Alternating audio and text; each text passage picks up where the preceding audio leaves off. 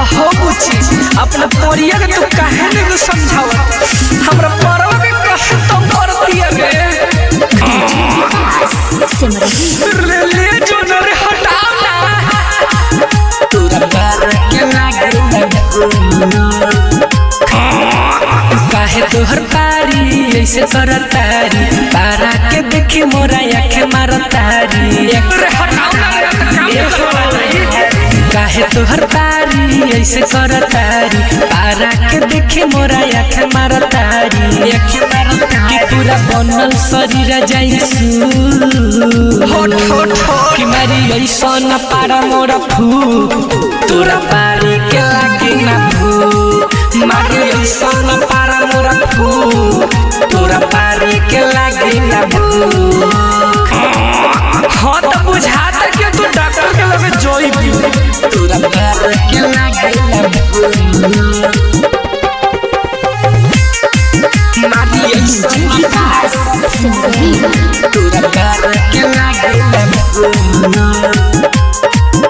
अरे हट हट हट जानी पजरा तू सट मानी नहीं सुन बुची आई जदी जो समय पारी तोर पूर्व के ओर खेत मिली बेहोश में खेत मिली समझल समय मानी नहीं सुन बुची आई जदी जो समय पारी तोर पूर्व के ओर खेत मिली बेहोश में बिना मतलब के हो जाए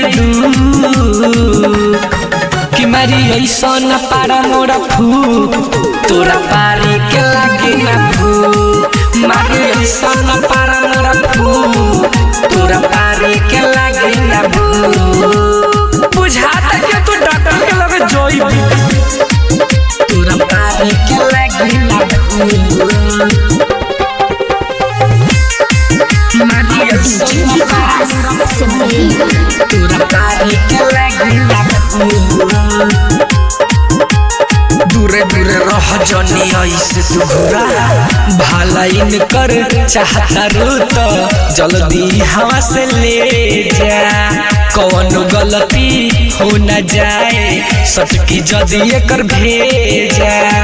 अरे प्यार वाला भूत धरी नु तो खइबो ना करी भलाई कर चाहता रू तो जल्दी हवा से ले जा कौन गलती हो न जाए सटकी जदी एकर भेजा दीपक मनीष के देख न लू ऐसे का घुरता रू कि मारी ऐसा न पारा मोरा फू तोरा पारी के लागे